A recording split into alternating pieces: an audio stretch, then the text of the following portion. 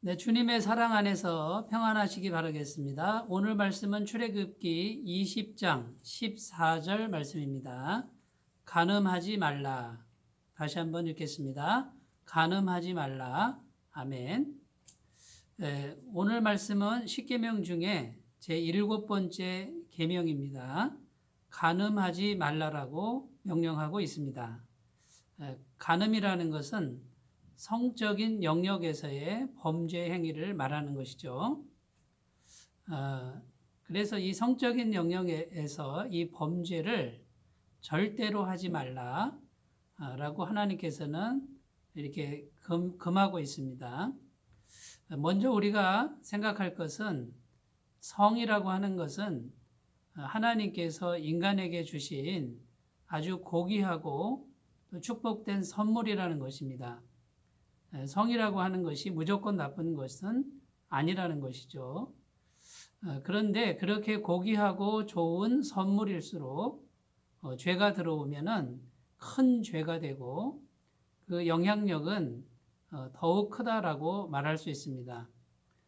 그래서 오늘 7번째 계명에서는 간음하지 말라, 이 성적인 영역에서의 범죄 행위를 절대로 하지 말라라고 이렇게 하나님은 말씀하고 있습니다. 이 간음하지 말라 앞에 살인하지 말라라고 하는 이 계명은 가장 오래된 범죄고 가인이 아벨을 죽이는 이 이야기는 창세기부터 나오죠. 가장 오래된 것이고 또 살인이라고 하는 것은 하나님의 주권을 침해하는, 그러니까 사람에게도 죄가 되고 하나님께도 죄가 되는 범죄라고 한다면 이 간음이라고 하는 것은 사람과 사람과의 범죄인데 이 간음죄는 가장 광범위하게 이렇게 퍼져 있는 그런 범죄가 되고요. 과거부터 오늘날까지 끊임없이 지속적으로 계속되는 그런 범죄 행위가 이 간음죄라고 할 수 있습니다. 먼저 우리가 간음죄가 도대체 무엇인가, 성경은 도대체 무엇을 간음죄라고 하는가, 이것을 먼저 살펴보면요. 성경에서는 정상적인 부부관계 이외에 행해지는 모든 성행위, 그것을 간음이라고 규정하고 있다는 것입니다. 그러니까 정상적인 부부관계를 벗어난 모든 성적 행위는 성경의 기준에서는 다 간음죄에 해당하는 것입니다. 우리가 이 부분을 타협해서는 결코 안 되겠습니다. 그래서 오늘날 행해지는 이 간음죄의 여러 가지 형태가 있는데 강간이라든지 간통이라든지 또 매춘, 또 프리섹스, 결혼하지 않고 그냥 성을 즐기는 것이죠. 동성애, 소아성애, 그리고 수간이 있습니다. 수간은 짐승들과의 성행위를 말하는 것이죠. 이런 것들이 지금도 풍성하게 있습니다.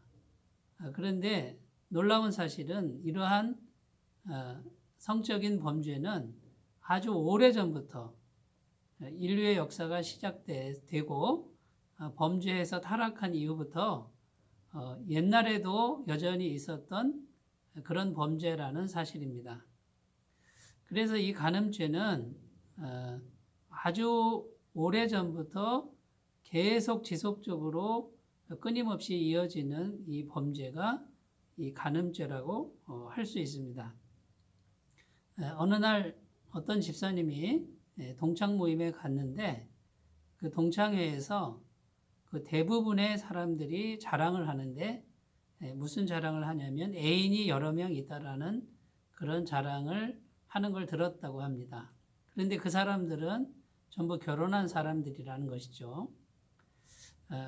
이것이 거짓말이 아니고 지금 우리가 살아가는 이 세상 속에서는 이렇게 성적으로 문란하고 혼탁한 세상이라는 것을 여실히 보여주는 것입니다. 자, 그러면 이런 간음죄가 왜 그렇게 큰 죄가 되는 것입니까?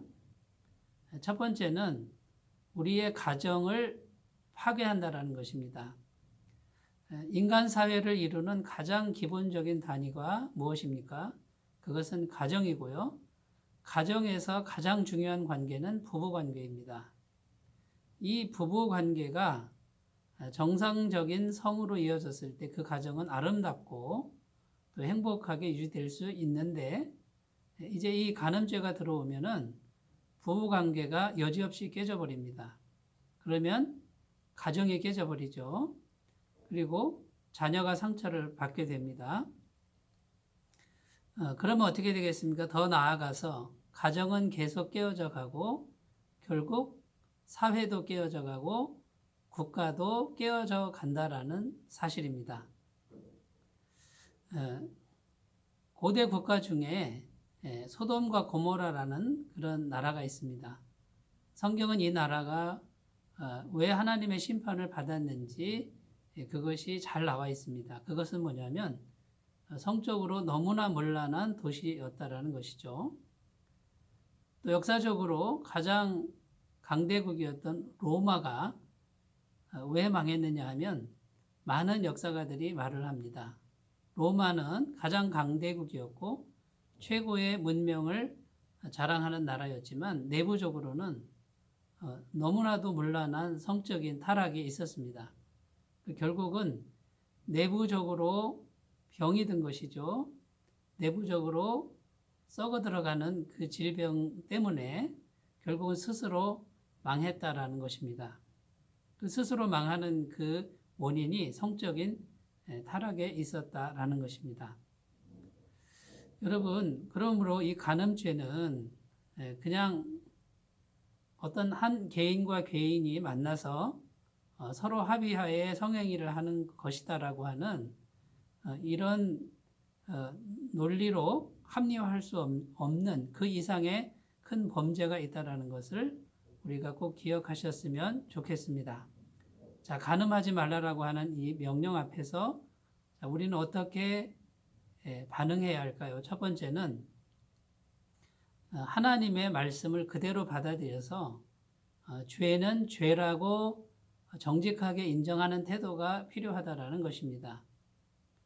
정상적인 부부관계 이외의 성행위는 성경에서 곧 하나님께서는 죄라고 말씀하는 것을 아멘으로 받아들이고 이것은 죄라고 선포해야 한다라는 것입니다.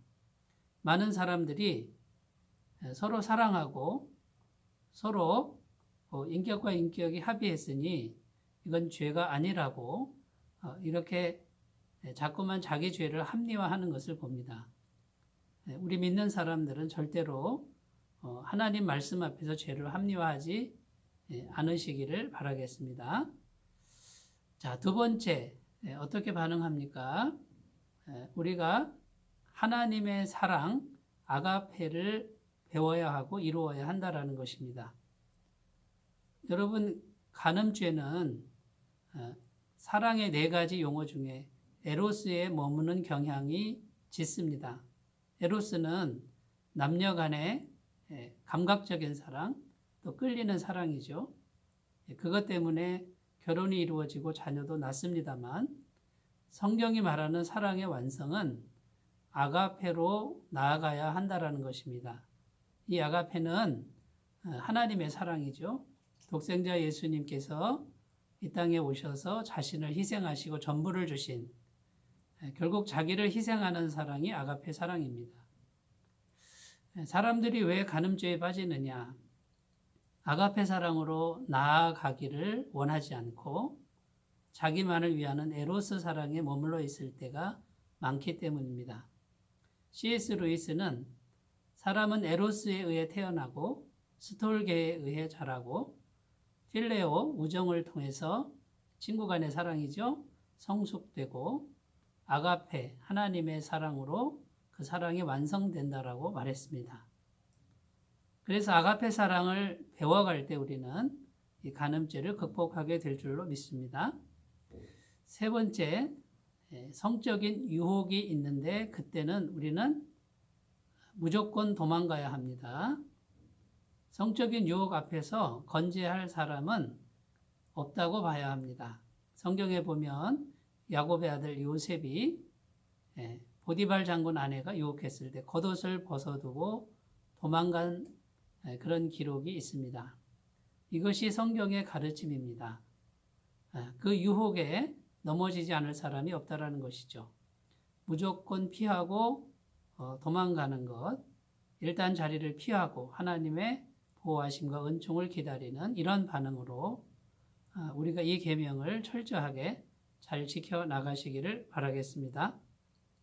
성경 말씀 히브리서 13장 4절 말씀에 모든 사람은 혼인을 귀히 여기고 침소를 더럽히지 않게 하라. 음행하는 자들과 간음하는 자들을 하나님이 심판하시리라 이렇게 말씀하셨고요. 잠언 7장 25절에서 27절은 내 마음이 음료의 길로 치우치지 말며 그 길에 미혹지 말지어다. 대저 그가 많은 사람을 상하여 엎드러지게 하였나니 그에게 죽은 자가 허다하니라. 그 집은 음부의 길이라 사망의 방으로 내려가느니라. 이렇게 경고하고 있습니다. 하나님의 제7번째 계명, 간음하지 말라라고 하는 이 계명을 두려워하는 마음으로 잘 지켜나가시는 우리 모두가 되시기를 바라겠습니다. 기도합니다. 하나님 아버지, 성적인 영역에서의 범죄를 절대로 하지 말아라. 정상적인 부부관계 이외의 성행위는 모두 간음이다라고 말씀하신 이 엄격한 명령 앞에 정직하게 반응하는 우리들이 되게 하여 주옵소서.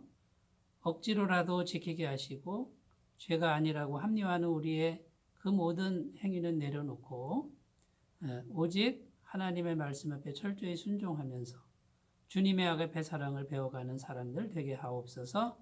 예수님의 이름으로 기도드립니다. 아멘. 주님의 사랑으로 강건하시기 바라겠습니다. 감사합니다.